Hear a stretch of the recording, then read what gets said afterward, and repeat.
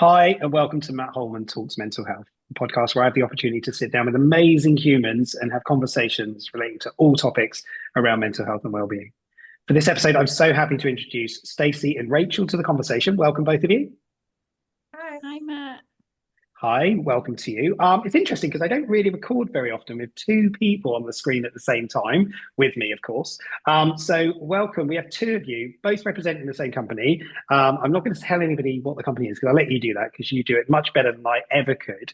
But we met through one of my colleagues, actually, who introduced me to both of you and said, "Oh my God, they've got this really amazing thing that you need to learn about and listen to and watch and participate in." So, we opened up some conversations. And you know what? There's always a motivation behind the things that we do. And that's what I really wanted to bring to this conversation today. So, Rachel, Stacey, introduce yourselves, tell us a little bit about what you do, and then we'll go into some conversation around sort of your experiences and why you are where you are right now. Who wants to go first? Stacey, do you want to go? Sure. Okay.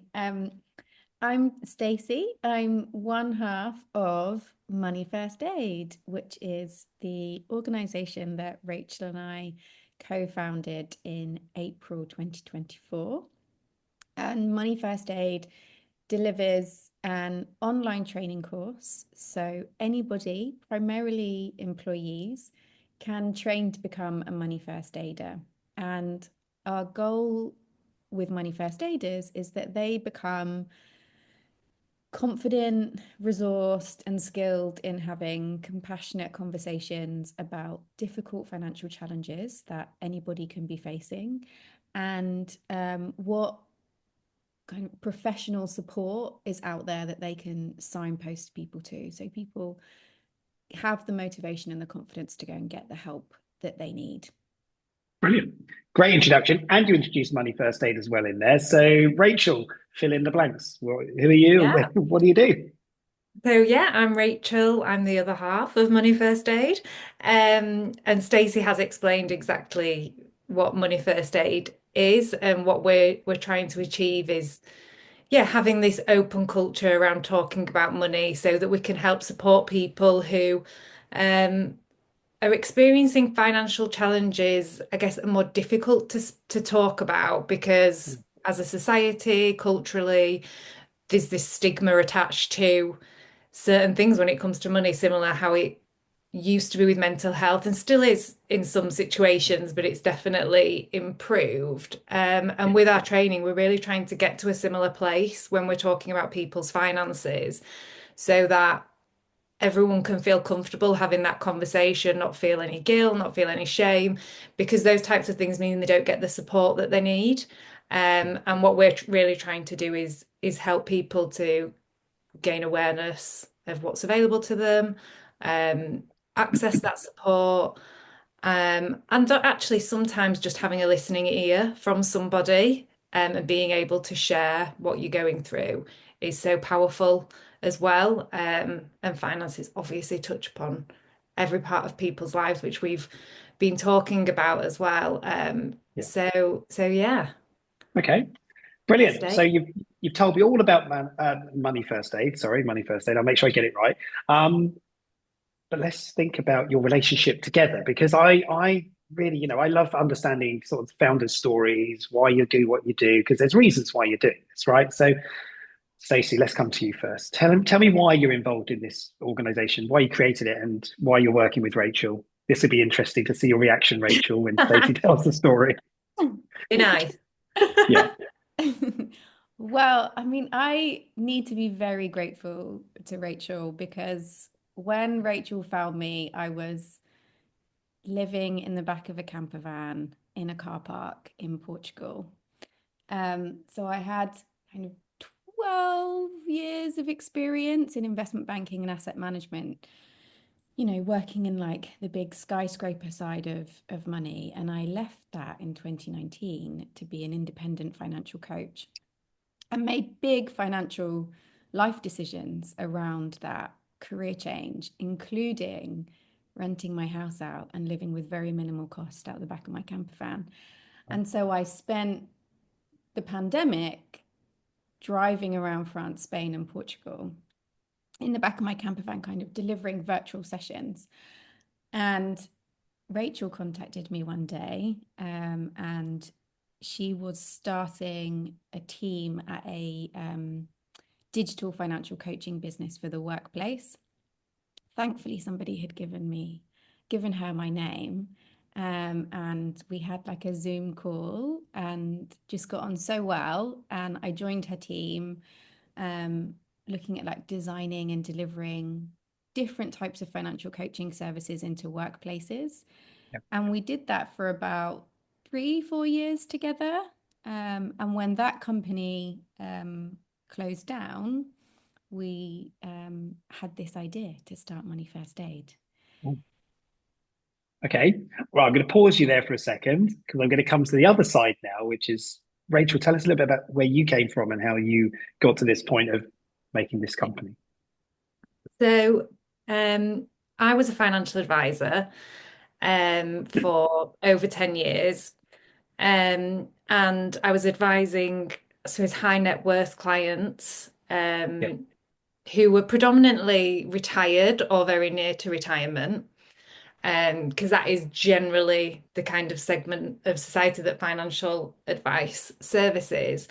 And I suppose within that experience, and as I got a bit older and started having more informal conversations with family, friends, etc., they would obviously ask me questions around money because that was what I was doing as my job. And then I kind of realized that, well, no one really knows where to go for those answers. And they were obviously more in a similar situation to me than my clients were. So I felt like I wanted to stay with finance and support people around their finances, but helping people, I guess, more the working population, people who don't have direct access to pay for these services, or maybe people or companies that are offering them, they're not their target client. Mhm. So I left that role as a financial advisor and moved to this London fintech who were developing a financial coaching service that was ultimately to be delivered within the workplace. Trying to create a more scalable solution and lower cost solution, all of those things. And as part of that, needed to get other people on board. And Stacey was the first person who I recruited, and obviously we met, and I thought she was amazing. Yeah. And she was amazing, and she was a great person to have got on board straight away, and we have obviously got on for those 3, 4 years to then want to continue to work together. Yeah. And I do feel that we have really complementary sort of perspectives, skill Yeah. sets, experience, to be able to have made, I guess, what Money First Aid is, and to move it forward. So I am thankful that I can't remember who it was that put your name forward. I actually think it was about 3 or 4 different people, which was even better, Oh, independently that had suggested her. Brilliant. Oh, that's a lovely story. I love that. And I love that, the origin story, isn't it? It's like how did this happen? Where did it come from and where did it grow from? And, so your digital nomad life of, living in a van, in the back of the van, coming obviously to you, Stacey, with that, I just want to ask you a question. What was your thought there in terms of, I just want to go into, how did that come about? yeah. Well, I guess I followed a very like traditional path in terms Okay. of studying business and finance at university, going into investment banks and asset management graduate schemes, and being on that path. But it never really felt like it was really me. And it took me Okay. like, 10 years to be brave enough to make that decision to walk away from Yeah. what was a very comfortable life. But I was like commuting every day on like from Brighton to London, just watching like those van conversion videos on YouTube, dreaming of these escapes, and Yeah. just thought to myself, okay, what would I need to do to make that possible?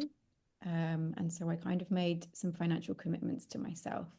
Once I had this much in my pension, once I had this much in my ISA, this much in my emergency fund, I would give it a go. And then I reached those numbers and kind of owed it to myself to try it. And yeah, it's one of those things where you look back and you think, wow, that was that was a risky, a risky decision, and maybe you Yeah, don't realize like the magnitude of it at the time. And probably it was a good thing that I did it, that I didn't, because otherwise I never would have done it. yeah, But it's also, having gone from university straight into a high paying job and straight into being a high earner and being able to buy a house on my own, like I'm kind of grateful for the experience to then going to earning very little for a yeah, couple of years. And it really highlighted to me some unhealthy money habits that I had. And especially like linking it to your work, Matt, with mental health, how much I was using money in a way to comfort myself around how I wasn't necessarily happy in the job that I Mm, was doing, despite the salary that came with it.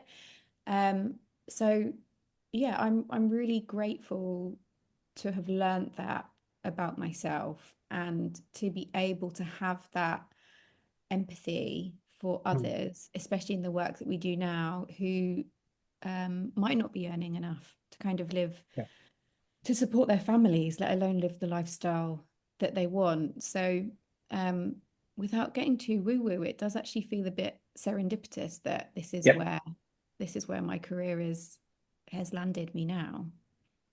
Yeah, no, I appreciate that. Thank you for sharing that as well. And I just, I'm fascinated by what you've done in terms of where you've been and that piece to the, where you are now. And you're in Portugal at the moment, and you're still, in that world of not being in. Well, I guess we can be anywhere now in the world, can't we? So it doesn't really matter anymore. But and then Rachel, you're up in Leeds, right? So you've got this virtual connected business that is, helping with this topic, and I think it's fascinating. And you're right, that serendipitous thing of, where you are is where you're meant to be, and in this moment there is a very big need for all of this. I see it with the mental health stuff.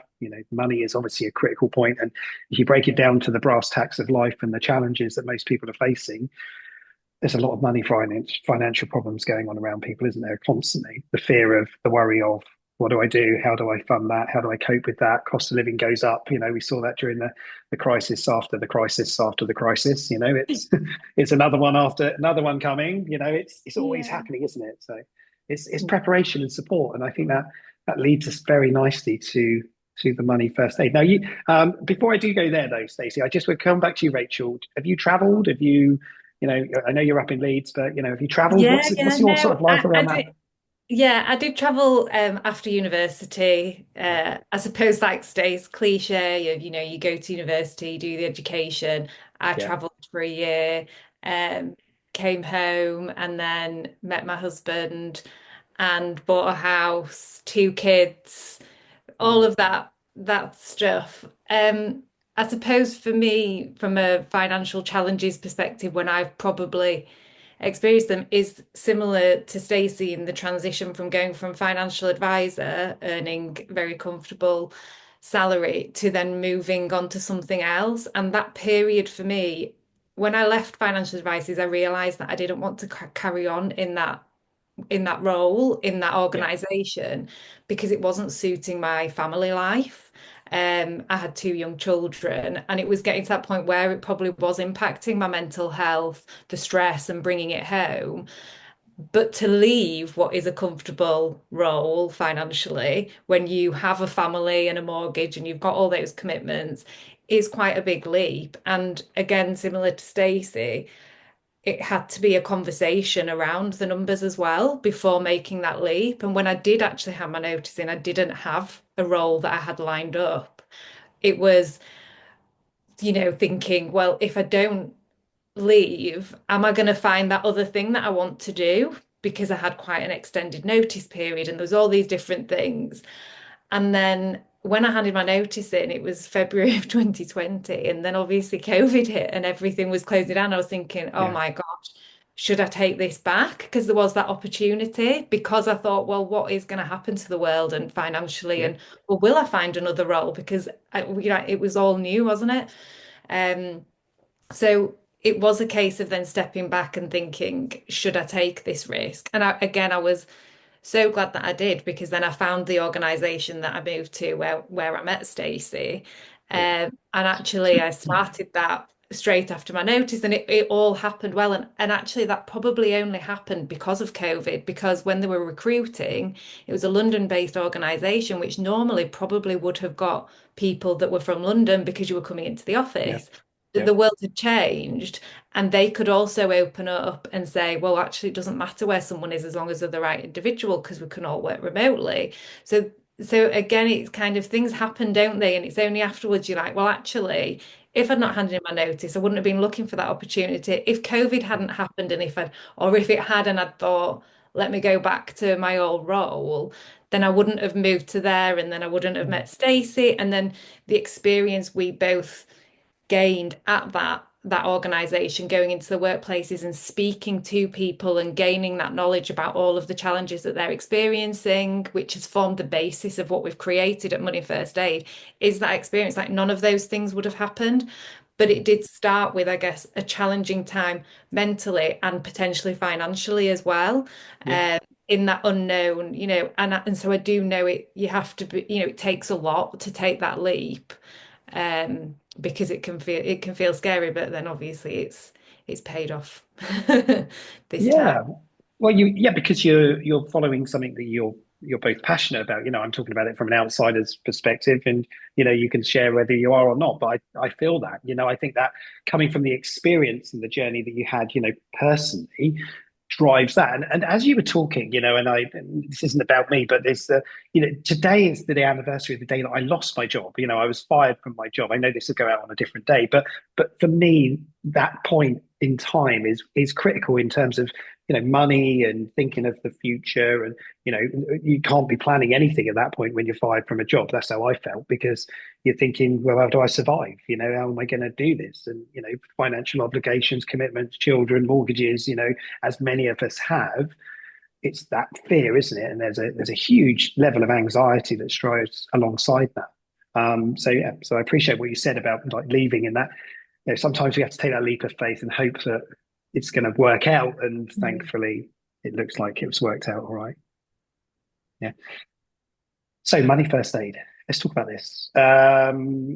Complementary to many other things that are out there already. Talk to me about your vision for money first aid. I don't know which one of you wants to talk about it, but feel free. Tell us a little bit about what it is and how it works. So our vision at Money First Aid is to have at least one Money First Aider in every organisation across Okay. the UK. Somebody who is on the ground in the organisation, able to be an advocate or an ambassador for breaking down taboos around difficult money conversations and signposting to the people to the support that's available, be that the existing fantastic, financial well-being services and products that we're now seeing. Over the last few years, it's been awesome to kind of watch what organizations are doing to support people more financially, and to be able to be a part of that and be training people to kind of take responsibility really for knowing what their organization is putting out there to support them, and being able to advocate for that and get more people aware of it, engaging with it, showing them how it works. And then all of the other support that's available, be that government and state benefits, local authorities and charities support, specialists in different financial challenges that people are facing. So ultimately getting people the help that they need, quicker than they might be able to if they were on their own. Brilliant. Well, it sounds like it's a very needed provision in the workplace. So one per company. Rachel, any thoughts from your side you want to add to that? Um, yeah, like we would love every organisation to have a money first aider, and we also, and we are focused on the workplace because we feel that that can have the biggest impact the quickest, I Yeah. suppose, because you're there with your colleagues, probably sometimes more than you're with your family. So it's a great place to obviously be able to have those interactions, and that's why we're very much focused on that workplace offering. But equally, anyone can do the training. So there's a lot of people that have done the mental health first aid training who aren't necessarily linked to an organization. They may be freelance or, yeah, they may just choose to do it themselves. This is a great additional training for those individuals as well. Because there's just this huge link, obviously, between money and mental health. They go hand in hand, and obviously there's so much research, so much statistics Yeah, around how they are linked and how, maybe if someone's suffering a mental health challenge, it can impact how they manage their finances.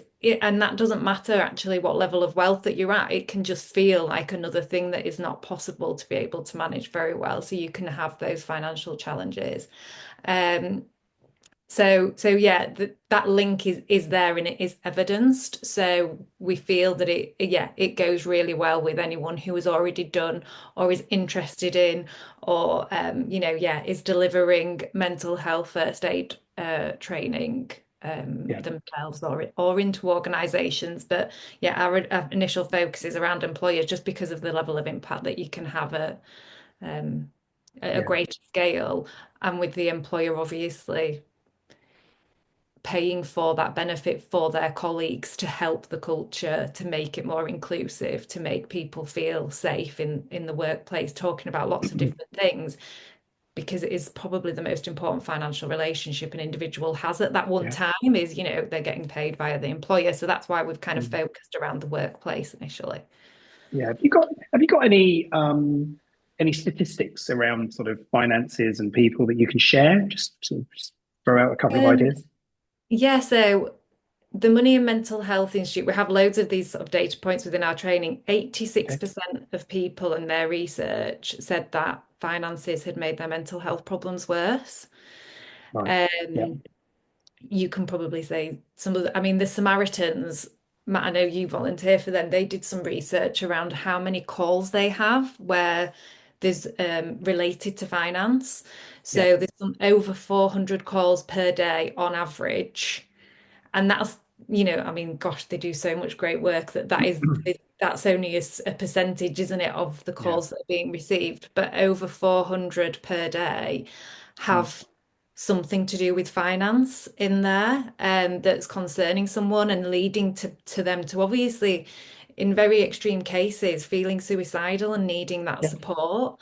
Um, so I think, those are two. There's loads of other things out there as well, even, that's focused around people looking for other jobs, if, there's Yeah. financial well-being benefits available and things like that.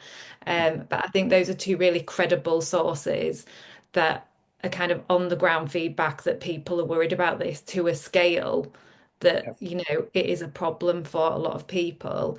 And I think there was some data points as well. It's around, I know men often are said to find it more difficult to speak about things, and I think there was something around, there was a higher percentage of males in the that were calling about it, because I guess culturally it's like the breadwinner piece. So if you're struggling financially and you Yeah. might have a family, so there's loads of cultural things that we have as a society that we've kind of all been taught, isn't there, in relation to money and what it means, Yeah. not just the numbers, like what it means as for you as a person. If you are in whichever financial situation, you're successful because you've got money, or you're not if you don't, which isn't true, obviously, Yeah. because people who are Yeah. wealthy can still be struggling, and there's all of these stigmas, isn't there, that's associated with it. And I think, yeah, those kind of Okay. couple of pieces of research really highlight that. I don't know, Brilliant. Stacey. Stacey, anything else you wanted to add to that?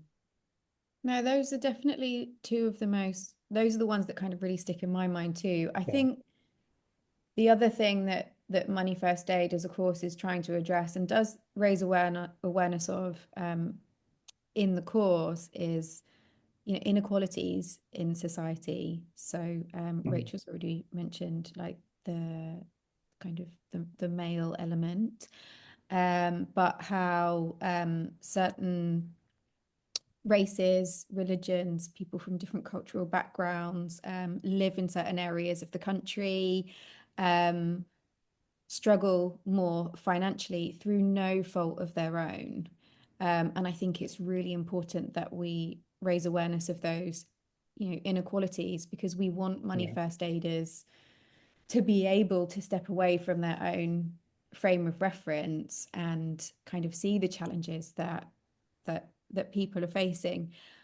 When I first started doing financial well-being in the workplace, I remember going into organizations doing budgeting workshops and Yep. webinars, and which is awesome, right? Very valuable, and hopefully people took kind of tips and tricks from them. But whilst I was delivering them, I always had this like discomfort of, I don't think budgeting's the problem. I don't think that that's necessarily the solution that these people, if anything, like people that you're speaking to on lower incomes, for example, are probably the best budgeters out there because they've True. needed to be.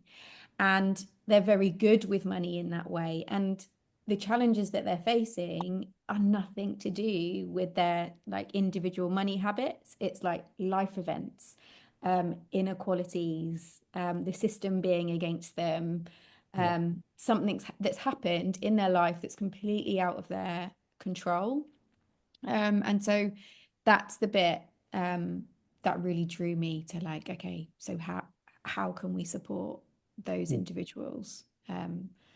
Yeah, which is one of the parts I'm, most proud of with Money First Aid. Yeah, brilliant. No, it's and that is fascinating, and you've highlighted something that I wasn't aware of. So, all these conversations are always lessons for all of us. We hear something we didn't know, or we recognise something we wouldn't necessarily take notice of previously. And you again sort of triggered a thought. I did a recording recently with somebody around disability, and the amount of increased cost that comes about because of people with living with long-term disabilities, and it all comes back to that thing, doesn't it? That dirty word of money.